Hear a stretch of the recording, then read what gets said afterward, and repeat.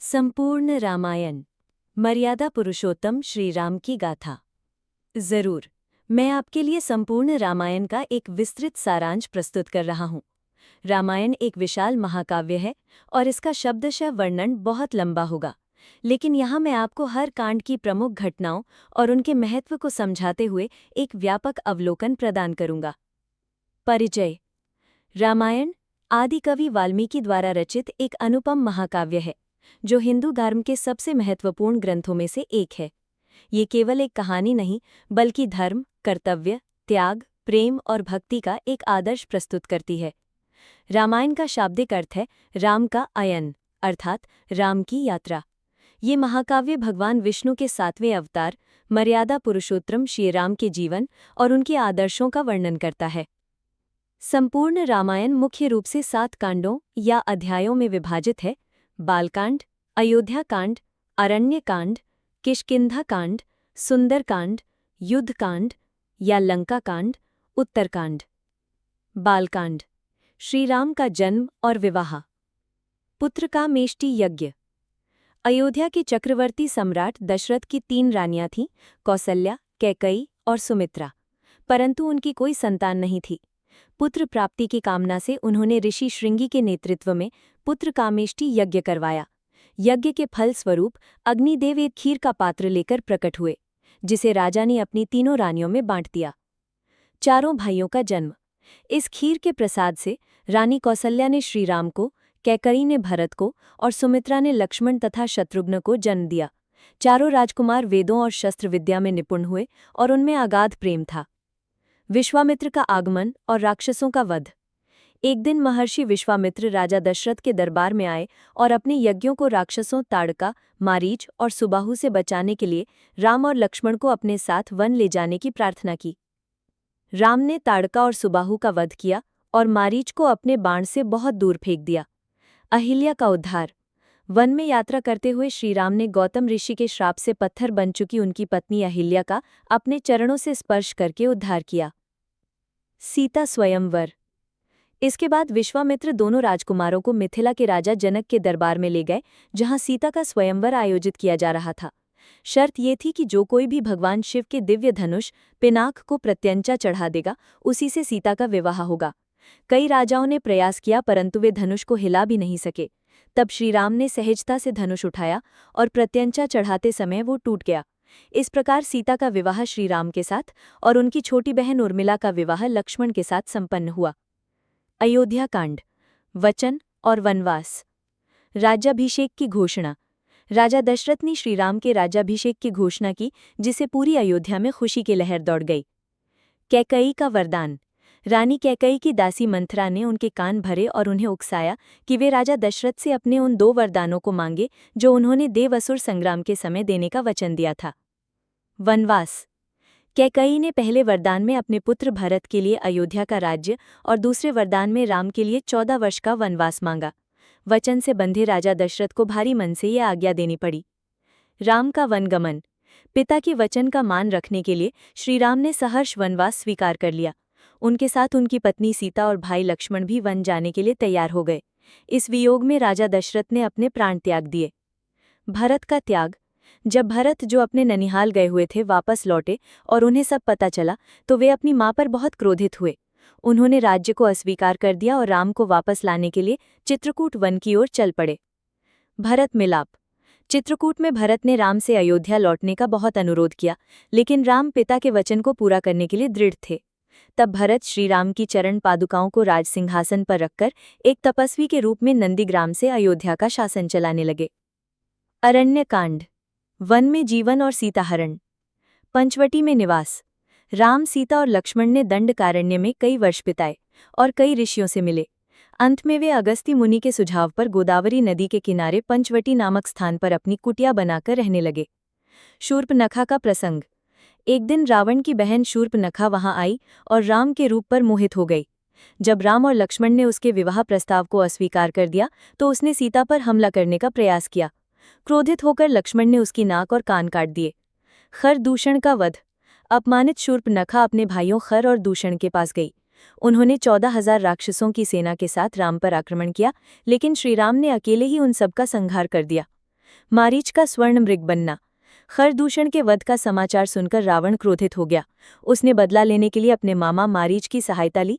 मारीच एक सुंदर स्वर्ण मृग का रूप धारण कर पंचवटी में घूमने लगा। सीता हरण। सीता उस मृग पर मोहित हो गईं और उन्होंने राम से उसे पकड़ने का अनुरोध किया। राम उसके पीछे चले गए। बहुत दूर जाने पर राम ने बाण चलाया और मरते हुए मारीच ने राम की आवाज में हा लक्ष्मण हा सीते कहकर पुकारा। ये सुनकर सीता चिंतित हो गईं और उन्होंने लक्ष्मण को राम की सहायता के लिए भेजा। लक्ष्मण ने कुटिया के चारों ओर एक लक्ष्मण रेखा खींची और सीता से इसे पार न करने का आग्रह किया। उनके जाते ही रावण एक साधु का वेश बनाकर आया और भिक्षा मांगने लगा। जैसे ही सीता ने रेखा पार की, रावण ने उनका अपहरण कर लिया और अपने पुष्पक विमान में लंका ले गया। रास्ते में जटायु नामक गिद्ध ने सीता को बचाने का प्रयास किया, लेकिन रावण ने उसके पंख काट दिए। किष्किंधा कांड।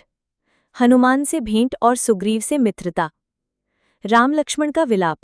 जब राम और लक्ष्मण वापस लौटे और सीता को कुटिया में नहीं पाया तो वे विलाप करते हुए उन्हें खोजने लगे। उन्हें घायल जटायु मिला, जिसने उन्हें बताया कि लंका का राजा रावण सीता का हरण करके दक्षिण दिशा की ओर गया है। हनुमान से भेंट। सीता की खोज में राम और लक्ष्मण ऋष्यमुख पर्वत पर पहुंचे, जहां उनकी भेंट हनुमान से हुई। हनुमान उन्हें अपने राजा वानर राज सुग्रीव के पास ले गए। सुग्रीव को उसके बड़े भाई बाली ने राज्य से निकाल दिया था और उसकी पत्नी को भी छीन लिया था। श्री राम ने बाली का वध करके सुग्रीव को किष्किंधा का राजा बनाया और उसकी पत्नी रूमा को वापस दिलाया। वानर सेना का गठन। कृतज्ञ सुग्रीव ने अपनी वानर सेना को सीता की खोज में चारों दिशाओं में भेजा। हनुमान अंगद जामवंत के साथ दक्षिण दिशा की ओर गए। सुंदरकांड। हनुमान का लंका दहन। समुद्र लांघना। जब वानर दल समुद्र तट पर पहुंचा तो विशाल समुद्र को पार करने की चुनौती सामने आई। जामवंत ने हनुमान को उनकी असीम शक्तियों का स्मरण कराया। हनुमान ने एक विशाल रूप धारण किया और समुद्र लांघकर लंका पहुंच गए। हनुमान ने लंका में सीता को खोजते हुए उन्हें अशोक वाटिका में पाया, जहां वे राक्षसिनों के पहरे में दुखी बैठी थीं। हनुमान ने उन्हें राम की अंगूठी दी और उन्हें सांत्वना दी कि राम जल्द ही उन्हें बचाने आएंगे। लंका दहन। सीता से मिलने के बाद हनुमान ने रावण के उपवन अक्षय कुमार का वध करके और अशोक वाटिका को उजाड़कर अपनी शक्ति का प्रदर्शन किया। जब रावण के पुत्र मेघनाद ने उन्हें ब्रह्मपाश में बांधकर रावण के दरबार में प्रस्तुत किया तो रावण ने उनकी पूंछ में आग लगाने का आदेश दिया। हनुमान ने अपनी जलती हुई पूंछ से पूरी लंका में आग लगा दी और वापस समुद्र पार कर अपने दल के पास लौट आए। युद्धकांड या लंका कांड। राम रावण युद्ध और विजय। समुद्र पर सेतु निर्माण। हनुमान से सीता का समाचार पाकर राम और उनकी वानर सेना समुद्र तट पर पहुंची। समुद्रदेव से मार्ग मांगने पर जब वे नहीं माने तो राम ने क्रोधित होकर बाण चलाने की तैयारी की। तब समुद्रदेव प्रकट हुए और नल नील नामक 2 वानरों की मदद से पत्थरों का पुल बनाने यानी राम सेतु बनाने का सुझाव दिया, क्योंकि उन्हें श्राप था कि उनके हाथ से फेंकी गई कोई भी वस्तु डूबेगी नहीं। विभीषण का शरणागत होना। युद्ध से पहले रावण के छोटे भाई विभीषण ने उसे सीता को सम्मान सहित लौटाने और राम से क्षमा मांगने की सलाह दी। जब रावण नहीं माना तो विभीषण राम के शरण में आ गए। महायुद्ध। राम की सेना ने लंका पर चढ़ाई कर दी। एक भयंकर युद्ध छिड़ गया। लक्ष्मण ने मेघनाद अर्थात इंद्रजीत का और हनुमान ने कुंभकर्ण को जगाने में महत्वपूर्ण भूमिका निभाई और अंत में राम ने कुंभकर्ण का वध किया। लक्ष्मण का मूर्छित होना। मेघनाद के शक्ति बाण से लक्ष्मण मूर्छित हो गए। उनके प्राण बचाने के लिए हनुमान भी संजीवनी बूटी लेने पूरा द्रोण पर्वत ही उठा ले आए। रावण वध। अंत में राम और रावण के बीच एक अविस्मरणीय युद्ध हुआ। विभीषण द्वारा बताए गए रहस्य के अनुसार राम ने ब्रह्मास्त्र का प्रयोग करके रावण के नाभि में स्थित अमृत को सुखा दिया और उसका वध कर दिया। अग्नि परीक्षा और अयोध्या वापसी। रावण के वध के बाद राम ने सीता को स्वीकार करने से पहले उनकी पवित्रता साबित करने के लिए अग्नि परीक्षा देने को कहा। सीता अग्नि में प्रवेश कर गई और अग्निदेव ने स्वयं प्रकट होकर उन्हें निर्दोष बताया।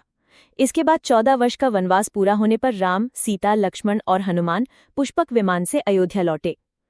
उत्तरकांड। राज्याभिषेक और सीता का पृथ्वी में समाना। राम राज्याभिषेक। अयोध्या में राम का भव्य राज्याभिषेक हुआ। उनके शासनकाल को राम राज्य कहा जाता है, जो शांति, समृद्धि और न्याय का प्रतीक है। सीता का त्याग। कुछ समय बाद एक धोबी द्वारा सीता की पवित्रता पर संदेह किए जाने की बात राम तक पहुंची। अपनी प्रजा के संदेह को दूर करने और राजधर्म का पालन करने के लिए राम ने भारी मन से गर्भवती सीता का त्याग करने का निर्णय लिया और लक्ष्मण को उन्हें वन में छोड़ने का आदेश दिया। लव-कुश का जन्म। वन में सीता ने महर्षि वाल्मीकि के आश्रम में शरण ली, जहां उन्होंने लव और कुश नामक 2 पुत्रों को जन्म दिया। वाल्मीकि ने दोनों राजकुमारों को सभी प्रकार की शिक्षा दी और उन्हें रामायण कंठस्थ कराई। अश्वमेघ यज्ञ। कई वर्षों बाद जब राम ने अश्वमेघ यज्ञ किया तो लव और कुश ने यज्ञ के घोड़े को पकड़ लिया। उन्होंने भरत, लक्ष्मण और शत्रुघ्न की सेनाओं को पराजित कर दिया। अंत में जब राम स्वयं युद्ध के लिए आए तो महर्षि वाल्मीकि ने उन्हें रोका और उनका परिचय उनके पुत्रों से कराया। सीता का पृथ्वी में समाना। राम ने सीता को वापस अयोध्या चलने को कहा, लेकिन सीता ने अपनी पवित्रता को सिद्ध करने के लिए अपनी मां पृथ्वी देवी से उन्हें अपनी गोद में लेने की प्रार्थना की। पृथ्वी फटी और सीता उसमें समा गई। महाप्रयाण। सीता के वियोग के बाद राम ने कुछ और वर्षों तक शासन किया और अंत में अपने भाइयों और भक्तों के साथ सरयू नदी में जल समाधि लेकर अपने दिव्य धाम वैकुंठ को लौट गए। इस प्रकार रामायण का ये महाकाव्य समाप्त होता है, जो आज भी करोड़ों लोगों के लिए प्रेरणा और मार्गदर्शन का स्रोत है। जय श्री राम।